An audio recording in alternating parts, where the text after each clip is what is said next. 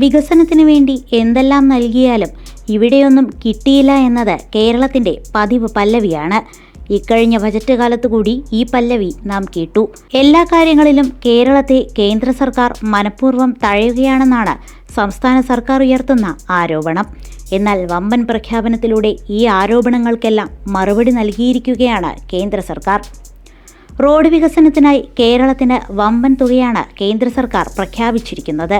കൊച്ചിയിൽ സംഘടിപ്പിച്ച ഇൻവെസ്റ്റ് കേരള ആഗോള നിക്ഷേപക സംഗമ വേദിയിൽ കേന്ദ്ര ഗതാഗത മന്ത്രി നിതിൻ ഗഡ്കരിയുടേതായിരുന്നു ഈ പ്രഖ്യാപനം. കേന്ദ്രം നൽകുന്ന തുക ഫലപ്രദമായി വിനിയോഗിച്ചാൽ ഗതാഗത രംഗത്തെ സമൂലമായ മാറ്റത്തിനാകും കേരളം സാക്ഷിയാകുക. റോഡ് വികസനത്തിനായി 50,000 കോടി രൂപയാണ് കേന്ദ്ര സർക്കാർ പ്രഖ്യാപിച്ചിരിക്കുന്നത്. ഇതിനു പുറമെ 2.5 ലക്ഷം കോടിയുടെ മറ്റ് പദ്ധതികൾ കേന്ദ്ര സർക്കാർ സംസ്ഥാനത്ത് നടപ്പിലാക്കും. അങ്ങനെ മൊത്തം 3 ലക്ഷം കോടി രൂപയുടെ വികസനമാണ് കേരളത്തിൽ ഉണ്ടാകുക. 896 കിലോമീറ്റർ വരുന്ന 31 പുതിയ പദ്ധതികളാണ് കേന്ദ്രം സംസ്ഥാനത്ത് നടപ്പിലാക്കാൻ ആലോചിക്കുന്നത്. മാസങ്ങൾക്കുള്ളിൽ തന്നെ ഇതുമായി ബന്ധപ്പെട്ട നിർമ്മാണ പ്രവർത്തനങ്ങൾ കേന്ദ്രം ആരംഭിക്കും. മലബാറുകാരുടെ നിരന്തരാവശ്യമായ കോഴിക്കോട് പാലക്കാട് ദേശീയപാത 4 വരിയാക്കുന്നതിനുൾപ്പെടെയുള്ള നിർമ്മാണ പ്രവർത്തനങ്ങളാണ് ആരംഭിക്കുക. 120 കിലോമീറ്റർ വരുന്ന ദേശീയപാത 966 4 വരിയാക്കുക. 3 മാസത്തിനുള്ളിൽ ഇതിനുള്ള പ്രവർത്തനങ്ങൾ ആരംഭിക്കും. തമിഴ്നാടുമായി കേരളത്തെ ബന്ധിപ്പിക്കുകയാണ് ഇതുകൊണ്ടുള്ള പ്രധാന ലക്ഷ്യം. ഇതിനായി 10,814 കോടി രൂപയാണ് കേന്ദ്രം മുടക്കുക.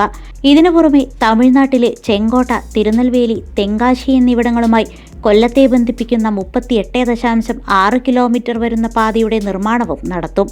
ഇതിനായി 300 കോടി രൂപയാണ് സർക്കാർ അനുവദിച്ചിരിക്കുന്നത്. ദീർഘകാല ആവശ്യമായ അങ്കമാലി കുണ്ടന്നൂർ ബൈപ്പാസിന്റെ വിപുലീകരണത്തിനും കേന്ദ്ര സർക്കാർ പ്രാധാന്യം നൽകിയിട്ടുണ്ട്.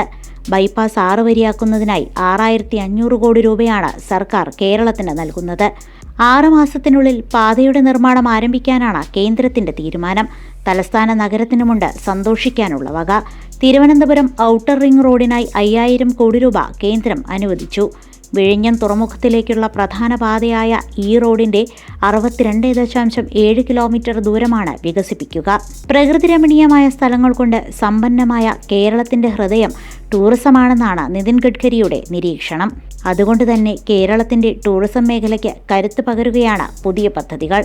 യാത്രാ സൗകര്യങ്ങൾ വർദ്ധിപ്പിച്ച് കൂടുതൽ ആളുകളെ കേരളത്തിലേക്ക് ആകർഷിക്കുകയും സംസ്ഥാനത്തിന്റെ വികസനവുമാണ് കേന്ദ്രത്തിന്റെ ലക്ഷ്യമെന്ന് ഇതിലൂടെ വ്യക്തം.